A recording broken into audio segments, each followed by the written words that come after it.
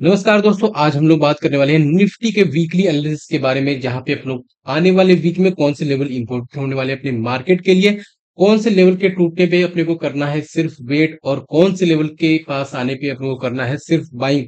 तो सारे लेवल्स को यहाँ पे कवर करने की कोशिश करेंगे। बात करेंगे कुछ ऐसे स्टॉक्स के बारे में जो कि अगर डिप में मिलता है या फिर हम लोग यहाँ से अगर एसआईपी करना स्टार्ट करते हैं तो एक लंबे टाइम में एक लॉन्ग टर्म व्यू का अगर लेके चलते हैं, एक बड़ा रिटर्न निकाल के देगा। तो एक इन्वेस्टमेंट पिक के तौर पे 3-4 स्टॉक भी यहाँ पे हमने सेलेक्ट किया है। वीडियो होने वाली है काफी इंटरेस्टिंग, तो वीडियो को आराम से देखिएगा, वीडियो को पूरा देखिएगा और वीडियो पसंद हो तो लाइक करना बिल्कुल मत भूलिएगा। तो चलिए आते हैं डायरेक्ट चार्ट के ऊपर और पहले की तरह स्टार्टिंग से शुरू करते हैं, जहां पे हम लोग निफ्टी बैंक निफ्टी को हम लोग यहाँ पे स्टार्ट करने वाले हैं। तो निफ्टी और बैंक निफ्टी की अगर बात करते हैं, सबसे पहले आते हैं निफ्टी के ऊपर। निफ्टी की डेली क्लोजिंग अगर देखते हैं, फ्राइडे की अच्छी खासी सेलिंग देखने को मिली थी। और उसके बाद अगर हम लोग आते हैं वीकली टाइम फ्रेम पे, तो यहाँ पे देखेंगे वीकली पे कुछ अच्छा खासा दिख नहीं रहा। हाँ, ऊपर से एक सेलिंग आई है, ये हमें इंडिकेट कर रहा है, लेकिन डेली पे थोड़ा सा हमें डराने की कोशिश कर रहा है।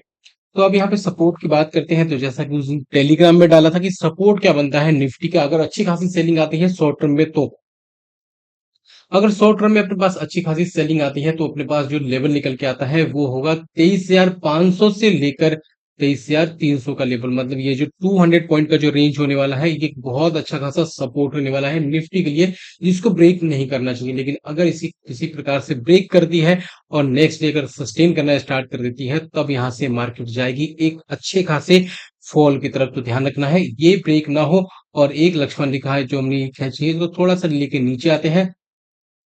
लेवल अपना निकल के आ जाता है 23,200 का लेवल। अगर उसको ब्रेक कर जाए, क्लोजिंग के साथ में सस्टेन कर जाए नेक्स्ट डे, तो डेफिनेटली कुछ भी बाय करके मत चलना।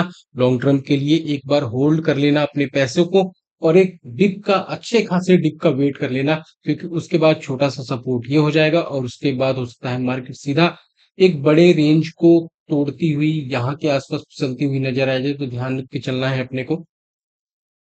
अभी शॉर्ट टर्म में अपना ये सपोर्ट बनता है अगर बड़ी सेलिंग आती है तो। लेकिन अगर देखें छोटी मोटी जो सेलिंग आएगी तो अपने पर ये बस ये सपोर्ट होने वाला है, उसके बाद ये सपोर्ट होने वाला है। बात करते हैं अपना मंडे के लिए कौन से लेवल इंपोर्टेंट होने वाला है निफ्टी के लिए। तो ध्यान में रख के ये चलना है। पहला सपोर्ट है, ऑलरेडी आपके साथ शेयर किया गया था लास्ट वीडियो के अंदर, 23,850 से लेकर 23,800 का जो लेवल होगा, 50 पॉइंट का जो लेवल होने वाला है, अच्छा खासा सपोर्ट होने वाला है निफ्टी के लिए।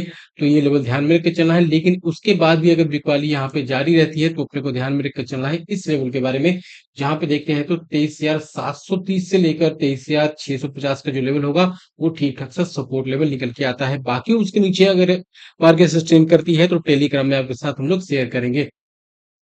तो फिर से बोल रहा हूँ, अगर आपने टेलीग्राम चैनल को अभी तक ज्वाइन नहीं किया है तो जाइए फटाफट वीडियो को डिस्क्रिप्शन बॉक्स में, और जो लिंक है उसके साथ आप लोग ज्वाइन करके फ्री ऑफ कॉस्ट उसके जो भी रिसर्च है उसका लुत्फ उठा सकते हैं।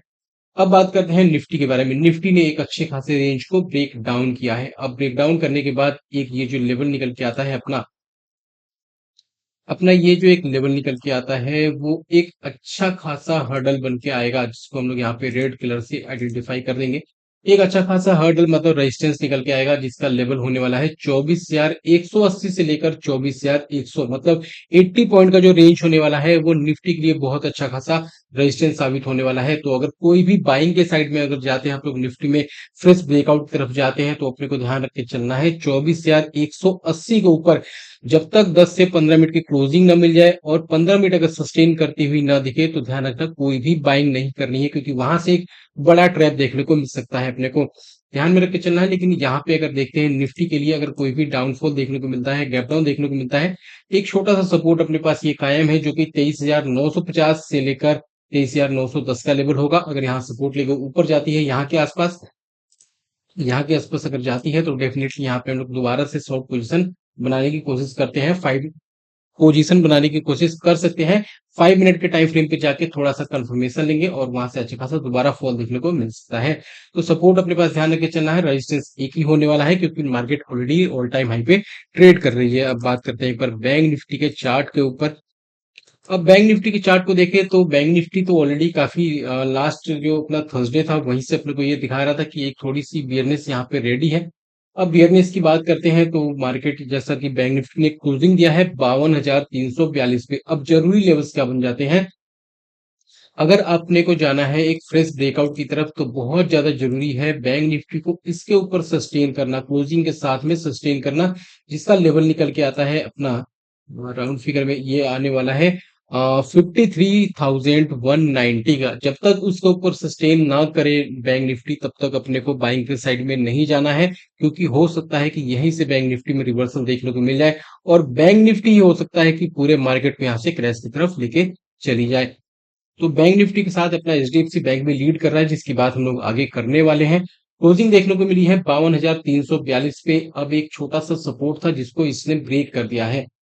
अब ये अगला सपोर्ट ये लेवल निकल के आता है जिसका लेवल होने वाला है, पोजिशनल लेवल की बात कर रहे हैं हम लोग, जिसका लेवल होने वाला है 51,630 से लेकर 51,140 का लेवल, जो कि ठीक ठाक सा सपोर्ट लगता है अपने को आने वाले दिनों के लिए। और वीकली की बात करें तो वीकली में अपने को ये दिखा रहा है कि ऊपर से अच्छी खासी सेलिंग प्रेशर देखने को मिली है अपने को। बात करते हैं अगर मंडे के लिए लेवल्स के बारे में, यहाँ के आसपास ट्रेड कर रहा था, जहां से मुझे ऐसा लगा कि यहाँ के आसपास ट्रेड कर रहा था, जहां हमने टेलीग्राम में आपके साथ कॉल जनरेट किया था। ऊपर ठीक ठाक से 20 पॉइंट, 25 पॉइंट, 30 पॉइंट को ऊपर वो गया भी था, जो हमने कॉल आपके साथ शेयर किया था स्टार्टिंग में। उसके बाद एक ऊपर से अच्छी खासी सेलिंग देखने को मिली और सेलिंग ने ऐसा किया, बहुत फास्ट सेलिंग थी, जिसकी वजह से वो स्टॉप लॉस हिट हुआ और कुछ अच्छा खासे मतलब उसमें हमने देखा पॉइंट का नीचे डाउनफॉल देखने को मिला। लेकिन फिर उसके बाद हमने यहाँ के आसपास से कॉल जनरेट किया और कॉल जब यहाँ जनरेट किया तो उसने अच्छे खासे लगभग 120 पॉइंट के अप साइड में उसने मूव दिया। 120 पॉइंट अप साइड मतलब उससे भी ऊपर गया था वो, और उसके बाद ये जो रेजिस्टेंस जो इसने ब्रेक किया था, ब्रेक डाउन दिया था, उस प्राइस एक्शन के पास आके दोबारा से यहाँ पे फॉल आना स्टार्ट हो गया। अब इसको इसने करते ही मैंने बोला था कि अब मार्केट में जो भी इंडेक्स है थोड़ा सा सचेत हो जाना है। वहां से एक अच्छी खासी फॉल देखने को मिली, जो कि यहाँ पे सडनली अपने को लास्ट टाइम में 52,373 से अपना लो मारता हुआ दिख गया 52,240, 244 का। जहां से हमने एक पुट जनरेट की थी उसमें अच्छे खासे पॉइंट बन गए थे अपने, ऑलमोस्ट 100 पॉइंट प्लस। तो ये अपना हो गया बैंक निफ्टी के लिए। लेकिन बैंक निफ्टी अपने को ये दिखा रहा है कि इसने जो एक सपोर्ट लेवल था उसको तोड़ दिया है। अब तोड़ दिया है और अपने पास एक ये जो रेजिस्टेंस लेवल था उसको हम लोग इस तरीके से मार्क कर सकते हैं, जिसको हम लोग यहाँ पे करेंगे रेड से, ताकि समझने में आसानी हो। और इसको, हाँ, समझने में आसानी हो गई।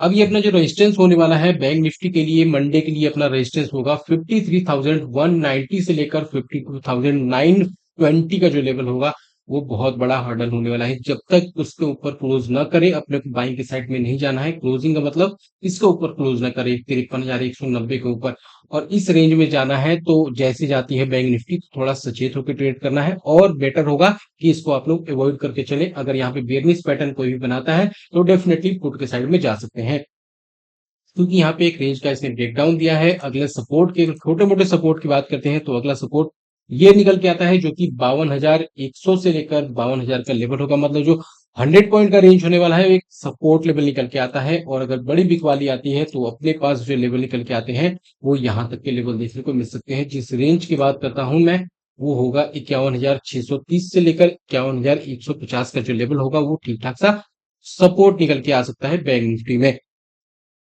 अब हम लोग बात करने वाले हैं कुछ ऐसे स्टॉक्स की जो कि आने वाले टाइम में एक अच्छा खासा रिटर्न देंगे या फिर शॉर्ट टर्म में अच्छे खासे मोमेंटम दिखा सकते हैं। तो सबसे पहले अपने रडार पे आने वाला है यहाँ पे एशियन पेंट का काउंटर, जिसमें फाइनली क्लोजिंग देखने को मिली है 2917 के आसपास। जहां पे मैं देखता हूं लास्ट के दो तीन कैंडल ने अच्छी खासी यहाँ पे बुलिशनेस दिखाने की कोशिश की है। एक सपोर्ट यहाँ पे रिस्पेक्ट करता हुआ दिख रहा है एशियन पेंट। तो हमें ध्यान में रख के चलना है कि इन्होंने भी होल्ड कर रखा है। तो 2840 के नीचे जब तक डेली की क्लोजिंग ना मिल जाए अपने को बेयरनेस नहीं होना है। हो सकता है यहाँ से रिवर्सल देखने को मिले, लेकिन अगर मार्केट कल होती है गैप डाउन और अपने को मौका मिलता है एशियन पेंट अपना 2880 या फिर 2865 70 के आसपास बाय करने का, तो डेफिनेटली बाइंग कर सकते हैं। इस केस में अपना स्टॉप लॉस होने वाला है 2835 का क्लोजिंग बेसिस पे, मतलब 15 मिनट या फिर 5 मिनट के टाइम फ्रेम पे। और ऊपर के अच्छे खासे टारगेट देखने को मिल सकते हैं। अब ब्रेकआउट के लिए अगर आप लोग जाते हैं तो ब्रेकआउट के लिए जरूरी है कि इस लेवल को क्रॉस कर जाना, जो अपना लेवल हम लोग बोल सकते हैं फ्राइडे का हाई, या फिर लास्ट के यहाँ पे हाई देखे तो वो भी अपना हाई होने वाला है, जिसका लेवल निकल के आता है 2932 का जब तक उसके ऊपर सस्टेन ना करे एशियन पेंट, अपने को फ्रेश ब्रेकआउट के लिए नहीं जाना है, बेटर होगा डिप में जाए थोड़ा सा स्टॉप लॉस के साथ में। अब यहाँ से अगर ब्रेकआउट होता है तो यहाँ पे पहला जो टारगेट देखने को मिलना चाहिए वो होगा 2970, 2995, और हो सकता है 3020 के टारगेट आसानी से अचीव करता हुआ दिख जाए यहाँ पे एशियन पेंट, तो रडार में रख के चलना है। बात करते हैं जुबिलेंट फूड के बारे में, तो ये होने वाला है एक लंबे टाइम का घोड़ा। अब इस लंबे टाइम के घोड़े ने क्या किया है, मंथली के सप्लाई यूनिट में तो एंट्री दे दी है, लेकिन हम लोग यहाँ बात करने वाले हैं एक लॉन्ग टर्म पिक के तौर पे, जहां पे हम लोग देखेंगे प्राइस को एक मंथली के डिमांड जोन से चल रहा है, मंथली सप्लाई जोन पे आया है, लेकिन इस मंथ सप्लाई जोन का इतना बड़ा कोई अचीवमेंट नहीं होने वाला है, क्योंकि इसने कोई बड़े डिमांड जोन को तोड़ा नहीं। अब जरूरी क्या हो जाता है कि अगर आप लोग जुबिलेंट फूड में इन्वेस्टमेंट करने की कोशिश कर रहे हैं, अगर प्लान कर रहे हैं, तो डेफिनेटली चार्ट हमें ये दर्शाने की कोशिश कर रहा है कि यहाँ से एक बड़े ब्रेकआउट के लिए अपना जुबिलेंट फूड रेडी हो सकता है, लेकिन ये नहीं कि यहीं से सारा सारा पैसा इसमें इन्वेस्ट कर देना है और यहीं से एक रॉकेट बनता चला जाएगा। एक डिप भी मिल सकता है मार्केट के साथ में। अभी रिसेंट क्लोजिंग देखने को मिली है अपने 563 के राउंड, जहां पे हम लोग 40% तो क्वांटिटी बाय कर सकते हैं। 30% की अगर बात करता हूं, तो 30% के लिए हमें बाय करना चाहिए अगर ये नीचे आता है 500 के आसपास, और बाकी की जो सारी क्वांटिटी होगी अपनी 470 से लेकर 450 के रेंज में हम लोग बाय करने वाले हैं जुबिलेंट फूड के अंदर।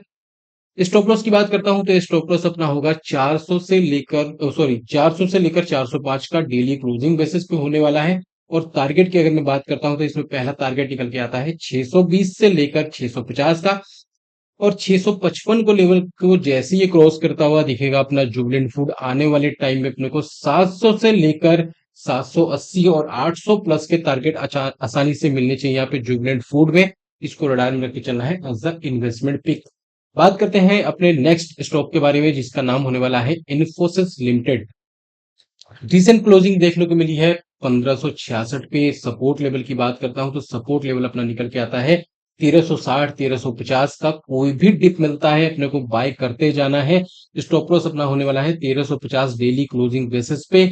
और यहाँ पे अगर मैं टारगेट की बात करता हूं तो पहला टारगेट होगा 1630 का, उसके बाद 1700, और उसके बाद आराम से इसके अंदर 1850 से लेकर 1900 के टारगेट देखने को मिलने चाहिए। तो अच्छा खासा यहाँ पे अपसाइड का कुछ पोटेंशियल देखने को मिल सकता है इन्फोसिस में। इसको रडार में रख के चलना है। बाइंग कैसे करना है ये इसकी अगर बात करते हैं, तो 1566 पे क्लोजिंग देखने को मिली है। 40% या फिर 35% का क्वांटिटी यहाँ पे एड ऑन कर सकते हैं। बाकी कोई डिप मिलता है अपने को 1490 के आसपास, तो डेफिनेटली बाकी के 30% बाय करने चाहिए, और बाकी की जो क्वांटिटी अपनी रहने वाली है वो हम लोग बाय कर सकते हैं 1430 से लेकर 1380 के रेंज के बीच में। तो हम लोग तीन पार्ट में यहाँ पे बाय करने वाले हैं इन्फोसिस के अंदर। Stop loss already well define है अपने लिए। अगर ये रिस्क मैनेजमेंट आप लोग फॉलो कर सकते हैं तो डेफिनेटली इसमें बाइंग करना चाहिए, क्योंकि ये सारे होने वाले हैं अपने इन्वेस्टमेंट पिक। लेकिन बाइंग सेलिंग करने से पहले एक छोटा सा डिस्क्लेमर है आप सभी के साथ में, कि अगर इस वीडियो को देखने के बाद आप कुछ भी बाइंग सेलिंग करने की सोच रहे हैं तो एक बार खुद की रिसर्च जरूर कर लें, क्योंकि इस वीडियो में बताए गए सारे level as a educational purpose होने वाले हैं। तो कहीं भी बाइंग करना है, सेलिंग करना है, एक बार खुद रिसर्च कर लें या फिर अपने फाइनेंशियल एडवाइजर से जरूर एडवाइस ले लें। अब यहाँ पे हम लोग बात करते हैं नेक्स्ट नेक्स्ट स्टॉक के बारे में, जो कि अपना वो भी आईटी सेक्टर से रिलेट करने वाला है, और वो भी अपना इन्वेस्टमेंट पिक ही होने वाला है, जिसका नाम होने वाला है विप्रो। अभी रिसेंट क्लोजिंग देखने को मिली है अपना 514 के आसपास। सपोर्ट लेवल अपना निकल के आता है 400 का लेवल, मतलब यहाँ से लगभग 100 से 110 पॉइंट नीचे। बाइंग करना है यहाँ पे भी तीन क्वांटिटी के अंदर। इस यहाँ पे टारगेट की अगर मैं बात करता हूँ तो पहला टारगेट होगा 550 का, उसके बाद 590 से लेकर 600 का, और उसके बाद हो सकता है आने वाले टाइम में अपने को 700 प्लस के टारगेट आसानी से देखने को मिल जाए यहाँ पे विप्रो में। तो इसको भी रडार में चलना है एज अ इन्वेस्टमेंट पिक। अब बात करते हैं इसमें बाइंग कैसे करनी है। बाइंग इसमें कैसे करनी है, सीएनपी पे कुछ क्वांटिटी मतलब 30% क्वांटिटी बाय कीजिए, क्योंकि ऑलमोस्ट ऑलमोस्ट वीकली के सप्लाई जोन में एंटर कर चुका है, ठीक है। उसके बाद जो बाकी क्वांटिटी अपने को बाय करनी है वो करनी है 490 से लेकर 480 के रेंज में, मतलब 30% वहां भी, 30 या फिर 40%।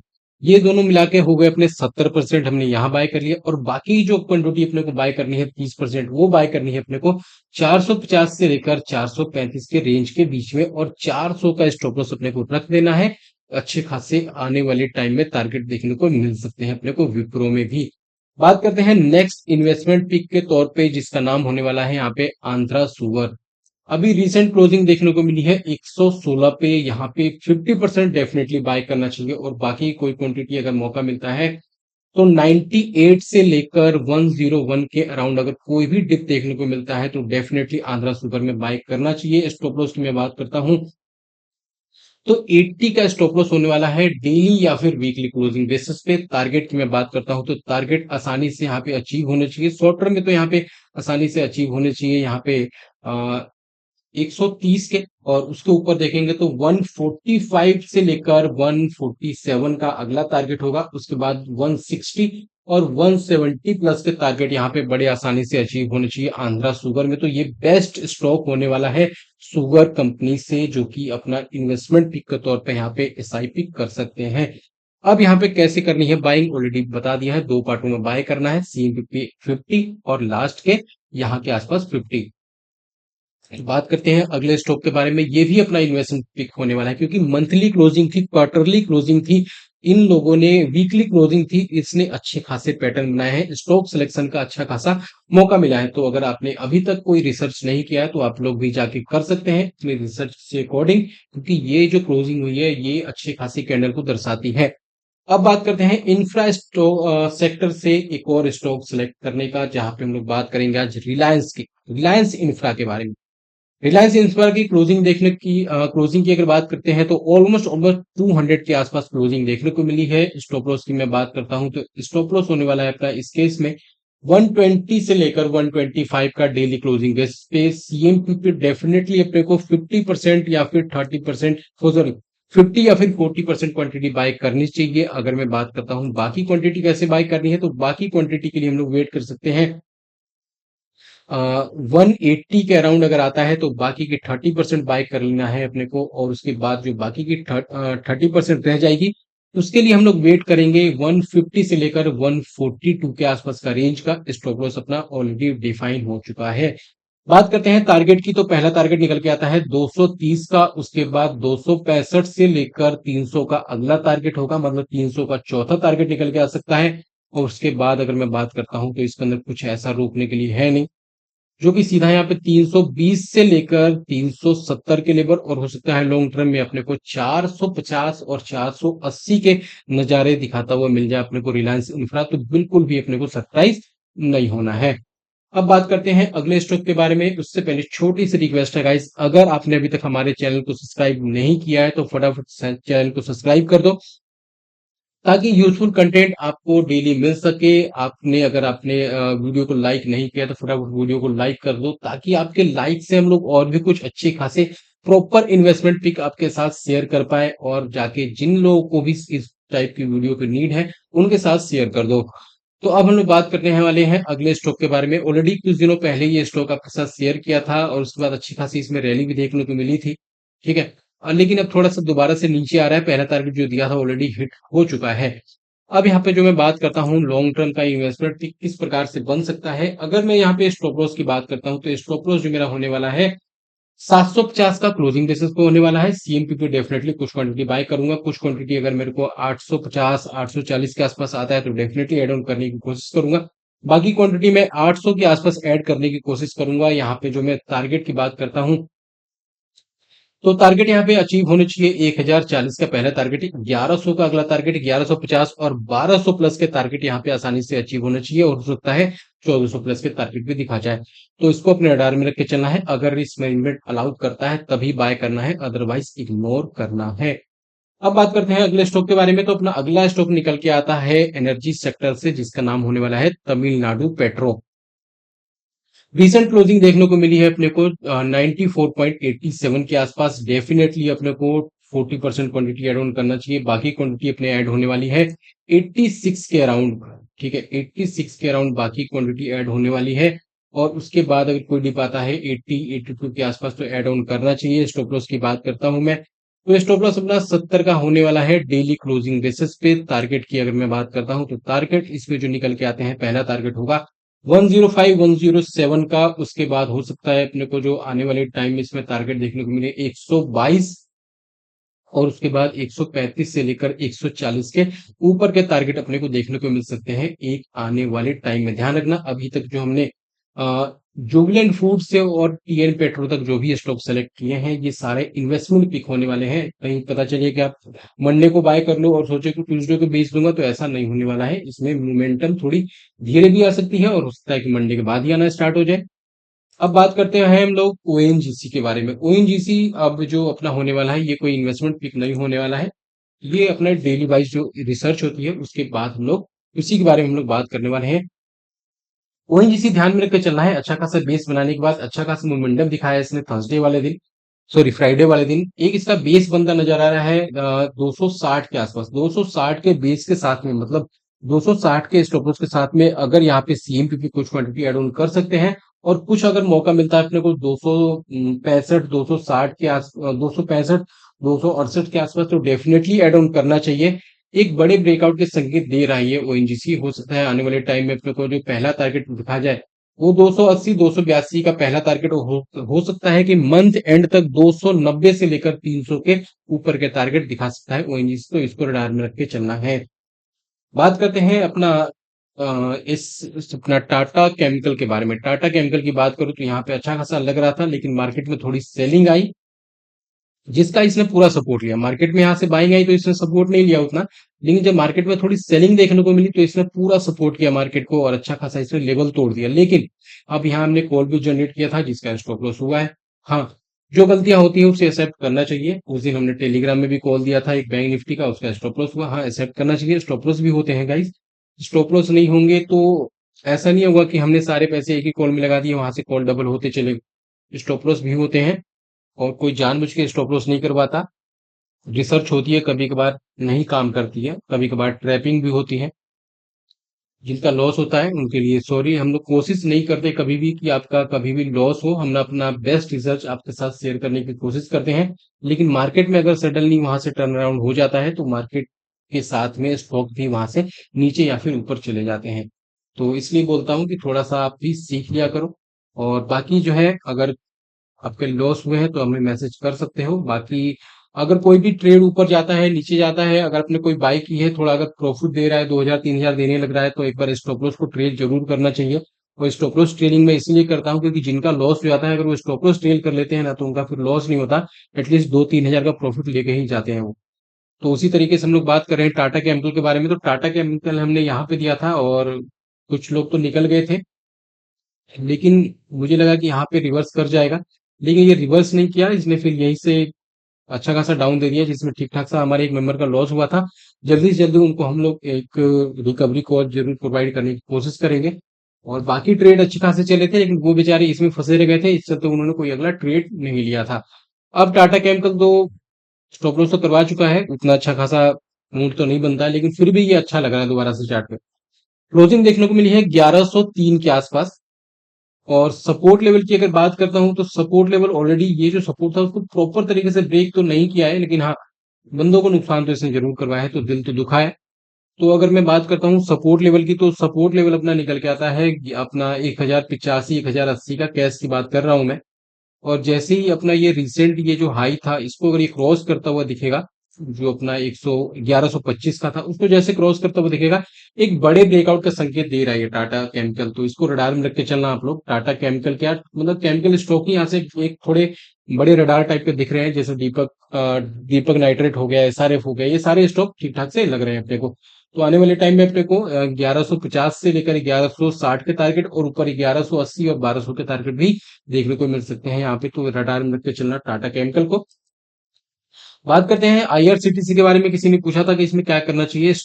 अगर आपने कोई बाइंग कर रखी है तो ध्यान में रखकर चलना, जब तक ये हेडल क्रॉस ना हो जाए अपने को आईआरसीटीसी में, जो अपना लेवल होने वाला है 1040 का, जब तक उसके ऊपर क्लोजिंग ना मिल जाए प्रॉपर तरीके से, नेक्स्ट डे सस्टेन ना कर जाए, बाय नहीं करना चाहिए स्टॉप लॉस की। और यहाँ पे अगर नीचे की बात करता हूँ, तो नीचे जैसे ही अपना ये लो तोड़ेगा, जो लेवल होने वाला है 988 का, जैसे ही ये 988 सॉरी 983 का 983 का लेवल जैसे क्रॉस करेगा, एक अच्छे खासे डाउनफॉल दोबारा से स्टार्ट हो सकते हैं। लेकिन अगर सपोर्ट की बात करता हूं तो एक बार ये सपोर्ट ध्यान में रख के चलना है अपने को, क्योंकि यहाँ पे लास्ट टाइम सपोर्ट लिया था इसने। तो सपोर्ट का लेवल होने वाला है 970 का। 970 का ब्रेक हो जाए तो फिर तो अच्छे खासे नीचे के लेवल देखने को मिल जाएंगे, लेकिन अभी एक रेंज में फंसा हुआ है। ऊपर के साइड में अपने मोमेंटम तब देखने को मिलेगी जब 1040 का लेवल क्रॉस करेगा, और नीचे के साइड में डाउन साइड अपने को तब देखने को मिलेगा जब 970 को क्रॉस करके सस्टेन करना स्टार्ट करेगा। बात करते हैं एसआरएफ के बारे में। अभी हमने टाटा केमिकल के बारे में बात किया था, और ये सेम वही अपना होने वाला है एसआरएफ का काउंटर। एसआरएफ लिमिटेड जिसकी रिसेंट क्लोजिंग देखने को मिली है 2436 पे, एक सपोर्ट बनता हुआ दिख रहा है अपने को 2365 2360 का। अब यहाँ पे अगर ये ब्रेक नहीं होता है, अच्छा खासा बुलिशनेस दिखा रहा है, अगर ये ब्रेक नहीं होता है तो अपने को आने वाले टाइम में एसआरएफ बहुत बड़ा ब्रेकआउट का कैंडिडेट बन सकता है। तो इसको रडार में रख के चलना। अगर इतना आप लोग रिस्क ले सकते हैं तो डेफिनेटली बाइंग करना चाहिए, लेकिन अगर रिस्क नहीं लेना तो इग्नोर कर लो। लेकिन एक लंबे टाइम में अगर चार्ट यहाँ पे सस्टेन कर दिया, मार्केट का थोड़ा सा भी सपोर्ट मिलता है, तो यहाँ पे पहला तो टारगेट आसानी से अचीव होने वाला है 2500 से लेकर 2515 2520 का टारगेट, और हो सकता है अपने को 2550 से लेकर 2650 के टारगेट दिखाता हुआ मिल जाए अपने को एसआरएफ का काउंटर। तो ध्यान में रखकर चलना, छोटा सा रिस्क है, बड़ा सा रिवॉर्ड मिल सकता है अपने को। बात करते हैं नेक्स्ट स्टॉक के बारे में, जो कि होने वाला है आईसीआई बैंक का काउंटर। जब ये यहाँ के आसपास ट्रेड कर रहा था, ऑलरेडी आपके साथ बोला था एक अच्छा खासा लग रहा है, वहां से एक अच्छी खासी बाइंग देखने को मिली है आईसीआई बैंक में। पहला टारगेट हिट हो चुका है, उसके ऊपर भी गया था, और वहां से आई है थोड़ी सी सेलिंग, मतलब प्रॉफिट बुकिंग। अब जिन्होंने इसके अंदर बाइंग कर रखा है अभी भी, या फिर यहाँ के आसपास जिन्होंने बाय कर रखा है, उसके लिए स्टॉप लॉस होने वाला है, जो कि अपना लेवल निकल के आता है 1090 का। 1090 के नीचे अगर 15 मिनट की कैंडल क्लोज हो जाती है तो एक बार एग्जिट कर जाना चाहिए। और जिनको फिर भी रिस्क लेना है तो डेली क्लोजिंग का वेट कर लो, उसके नीचे का डेली क्लोजिंग हो जाए तो हमें एग्जिट कर जाना चाहिए तुरंत। उसके बाद अपने को देखने को मिलेगा कि हो सकता है 1160 1140 1150 के लेवल दिखाता मिल जाए आईसीआई बैंक। तो ये अपने को इस प्रकार से रडार में रख के चलना है। बात करते हैं अगले स्टॉक के बारे में, तो ये अपना अगला स्टॉक होने वाला है एचडीएफसी बैंक। एचडीएफसी बैंक के बारे में ऑलरेडी आपके साथ बताया गया था कि यहाँ के लेवल के जो एक सप्लाई जोन है उसमें ये हिट हो चुका है, और वहां से लगातार 3 दिनों में पहले रेंज में फंसा, फिर दोबारा से नीचे, और फ्राइडे के दिन में अच्छा खासा नीचे आया। तो नीचे आने की कोशिश कर रहा है। रिसेंट क्लोजिंग की बात करते हैं तो 1683 के आसपास क्लोजिंग देखने को मिली है, और यहाँ पे अगर रिसेंट सपोर्ट की बात करते हैं तो इसका जो सपोर्ट निकल के आता है वो सपोर्ट होगा 1655 से लेकर 1644 का लेवल, जो कि एक सपोर्ट निकल के आता है। 1644 के नीचे जैसे ही फिसलता नजर आएगा, इसके अंदर बड़ी प्रॉफिट बुकिंग देखने को मिल सकती है। अब बात करते हैं अगले स्टॉक के बारे में, जिसका नाम होने वाला है कोटक महिंद्रा बैंक। कोटक महिंद्रा बैंक भी यहाँ से अच्छा खासा ब्रेकआउट देखने को मिला था ऊपर। ऑलमोस्ट इसने अपने सप्लाई जोन को हिट किया। सप्लाई जोन को इसने ऐसा हिट किया कि ये सप्लाई जोन ऐसा था कि मतलब एक बार प्राइस ट्रेड कर रहा था 1840 45 के आसपास, और नेक्स्ट डे यहाँ पे खुला था मतलब 1640 1650 के आसपास। तो ये सप्लाई जोन का रिएक्शन तो बनता ही था। अब यहाँ पे देखते हैं तो सपोर्ट लेवल, अगर जिन्होंने बाय कर रखा है या फिर बाइंग करने की सोच रहे हैं, तो ये सपोर्ट लेवल बनता है इसके लिए, जो कि कोटक महिंद्रा बैंक का होने वाला है। सडनली गैप डाउन देखने को मिल जाए 1728 1720 के आसपास, तो एक स्टॉप लॉस में रख देना है 1700 का। 5 मिनट या फिर 15 मिनट की क्लोजिंग बेसिस पे, और बाइंग के साइड में जा सकते हैं यहाँ पे कोटक महिंद्रा बैंक के अंदर। बात करते हैं आखिरी स्टॉक के बारे में, वो अपना होने वाला है रिलायंस। तो आजकल तो रिलायंस मार्केट में छाया हुआ है, मतलब मार्केट की बात हो रिलायंस की बात ना हो, ऐसा तो हो नहीं सकता। तो रिलायंस की बात हम लोग करेंगे। रिलायंस ऑलमोस्ट ऑलमोस्ट अपने टारगेट को हिट करने वाला था, लेकिन ऊपर से थोड़ी सी मार्केट का प्रेशर प्लस अच्छी खासी जो अपसाइड देखने को मिली है लास्ट के 3 4 दिनों में, वहां से थोड़ी प्रॉफिट बुकिंग देखने को मिली।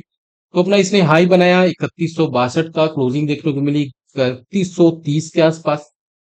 अब यहाँ पे देख रहे हैं तो एक रेंज में फंस सकता है, क्योंकि एक बड़ा ब्रेकआउट आ चुका है। हो सकता है कुछ दिन यहाँ पे कंसोलिडेट करे, थोड़ा नीचे आए। तो अगर स्टॉप लॉस हमें देखना है तो स्टॉप लॉस के लिए अगर मैं देखूं तो ज्यादा रिस्क अगर नहीं लेना तो अपने को स्टॉप लॉस रख लेना है 3100 का क्लोजिंग बेसिस पे, या फिर 3100 एक 3090 का। उसके नीचे अगर जाए तो डेफिनेटली एक बार एग्जिट कर लो। इन्होंने अगर यहाँ के आसपास बाय कर रखा है तो कोई बाइंग करने की सोच रहे हो तो अभी बेटर होगा कि थोड़ा सा इग्नोर करें।